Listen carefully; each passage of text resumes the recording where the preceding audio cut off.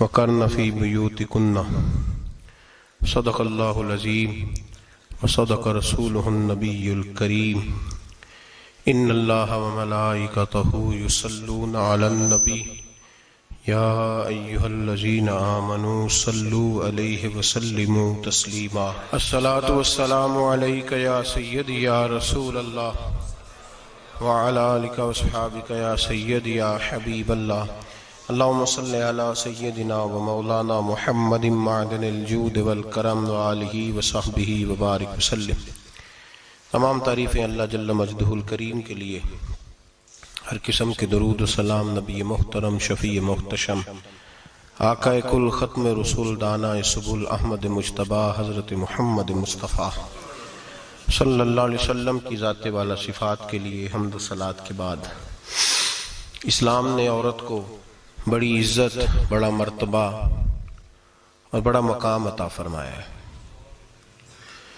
جتنی عزت عورت کو اسلام نے دی ہے، نہ اس سے پہلے کبھی عورت نے سنی تھی اور نہ قیامت تک دوبارہ سنے گی۔ میرے نبی کریم صلی اللہ علیہ وسلم کی تشریف آوری سے پہلے بیٹی کا باپ ہونا لوگ آر کا باعث سمجھتے تھے، گناہ اور جرم سمجھتے تھے۔ میرے محبوب کریم علیہ السلام نے ارشاد فرمایا، جس کی 4 بیٹیاں ہوں یا 4 بہنیں اس کے ذمے لگ جائیں، والد بوڑھا بیمار ہو جائے یا انتقال کر جائے، 4 بیٹیاں یا 4 بہنیں اس کے ذمہ داری میں آ جائیں، وہ انہیں پڑھائے، اچھا ادب سکھائے، عزت کے ساتھ رخصت کر دے۔ محبوب نے فرمایا، جس طرح میری یہ 2 انگلیاں جڑی ہوئی ہیں، اس طرح میرے ساتھ جڑ کے جنت میں داخل ہو جائے گا۔ صحابی نے عرض کی، حضور اگر بیٹیاں 4 نہ ہوں، 3 ہوں، فرمایا اللہ پھر بھی یہی درجہ عطا کرے گا۔ ایک صحابی نے کہا، حضور اگر 2 ہوں، تو میرے قریب نے فرمایا، بھائی اگر 1 بھی ہو تو اللہ پھر بھی یہی شان عطا فرمائے۔ بیٹی کو میرے محبوب نے فرمایا، میں حکم دیتا ہوں باپ کو کہ جب گھر میں تحفہ لے کے آئے، بیٹا بھی بیٹھا ہو، بیٹی بھی بیٹھی ہو، تو پہلے بیٹی کو دے۔ میرا حکم ہے باپ کے لیے، بیٹا بھی ہو بیٹی بھی ہو، جب دینے لگے تو پہلے بیٹی کو پہلے دے، اس کو پہلے عطا کرے، اس کے ساتھ پیار زیادہ کرے۔ بیٹی کو عزت دی۔ میرے حبیب کریم علیہ السلام نے ارشاد فرمایا، جب کسی کے گھر بیٹی پیدا ہوتی ہے تو باپ کے ذہن میں تھوڑا خیال آتا ہے کہ اللہ جانے کیا بنے گا۔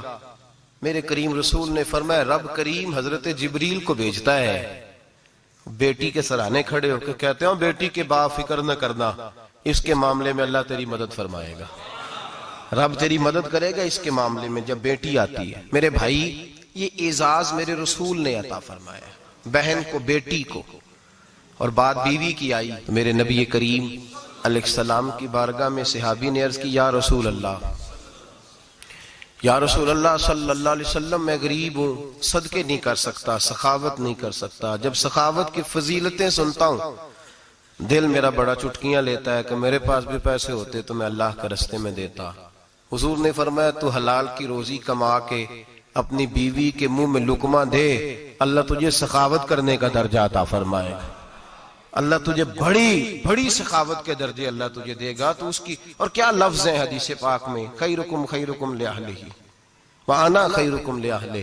فرمایا حاجی بھی اچھے، نمازی بھی اچھے، صوفی بھی اچھے، درویش بھی اچھے، سارے اچھے، لیکن میں سب سے زیادہ اچھا اسے سمجھتا ہوں جس کا اپنی بیوی کے ساتھ سلوک اچھا ہے، جس کا اپنی بیوی کے ساتھ نرم رویہ، جس کا اپنی بیوی۔ اور کیا ارشاد فرمایا، فرمایا وَأَنَا خَيْرُكُمْ لِأَهْلِي۔ گھر جا کے پتہ کر لو، میری 9 بیویاں ہیں اس وقت جو موجود ہیں، فرمایا میرا ان سب کے ساتھ سلوک اچھا ہے، ساری میرے سلوک سے مطمئن۔ میرے بھائی، حضور نے اعزاز دیا بہن کو، بیٹی کو، بیوی کو، عورت کو، اور ماں کے معاملے میں تو کمال کر دی۔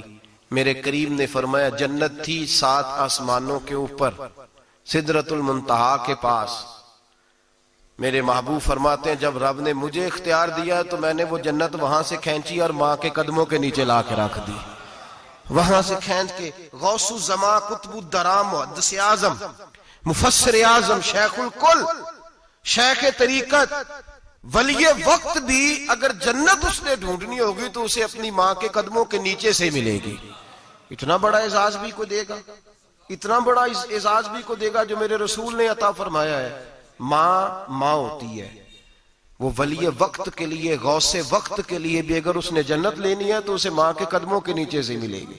میرے رسول پاک علیہ السلام نے عورت کو اعزاز دیا، فضیلت دی، عظمت عطا فرمائی، اور ایسے نہیں رکھا بی بی کو.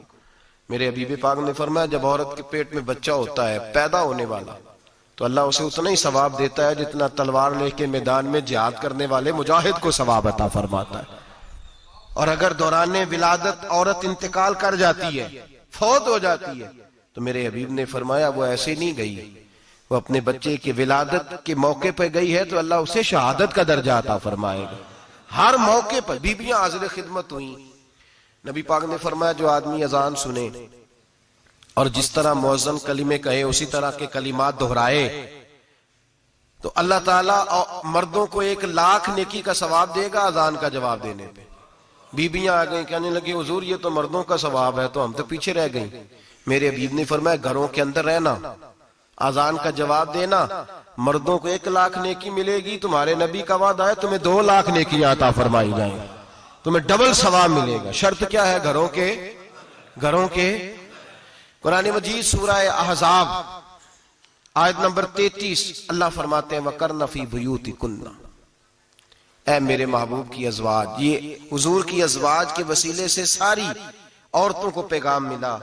کہا اے بیویوں اپنے گھروں کے اندر ٹھہری رہو. کہاں رہو؟ گھروں کے. بیویوں کو دھوکہ دیا جاتا ہے. میری مائیں بہنیں بیٹیاں بچیاں سمجھتی نہیں بات کو، دھوکہ دیا جاتا ہے.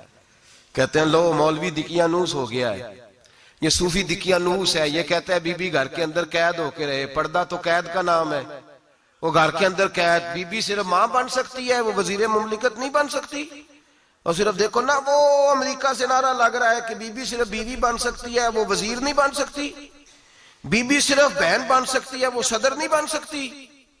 پوری امریکہ کی تاریخ نکال کے مجھے بتلاؤ آج تک کتنی بیویوں کو صدر بنایا انہوں نے؟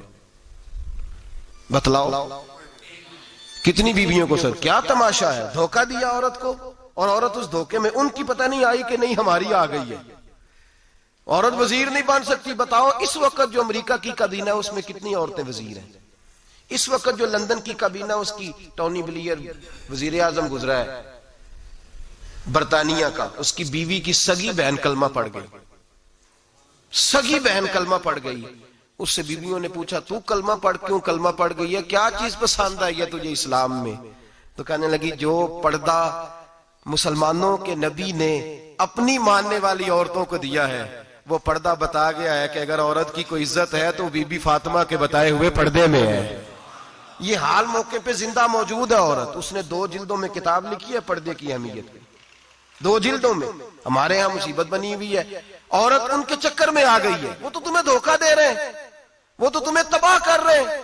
وہ بی بی جو گھر میں بیٹھی تھی تو میں نے کہا کہ وقت کا ولی غوث کتب اس کو حکم تھا کہ جا کے ماں کے پیروں میں بیٹھ، وہاں تجھے جنت ملے گی.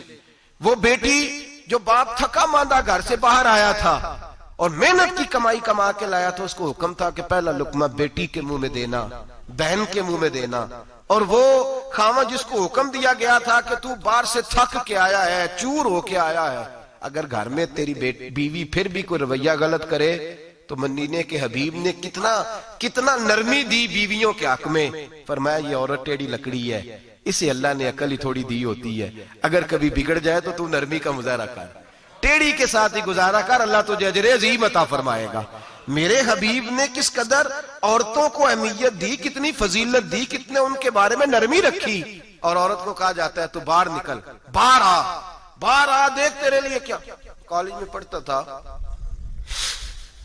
امتحانات کے دن تھے تو بس میں اسٹوڈنٹ گھس جاتے ہیں.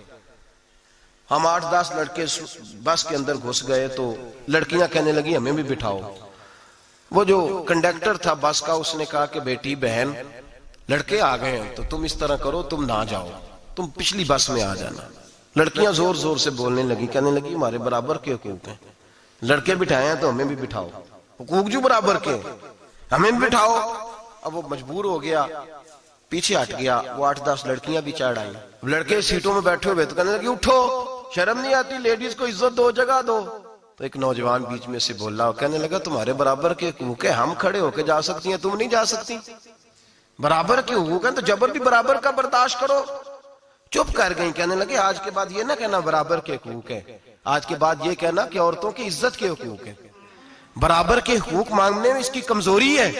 عزت کے حقوق، بینک میں بیویاں بل جمع کرانے آتی ہیں تو انہیں عزت کا حق ملتا ہے، عزت کا۔ وہ کلرک صاحب جو پتہ نہیں کس طرح کسی سے بولتے ہیں، وہ بھی بیویوں کا بل پہلے جمع کرتے ہیں۔ بس کے اندر بھی بیوی کو عزت ملتی ہے۔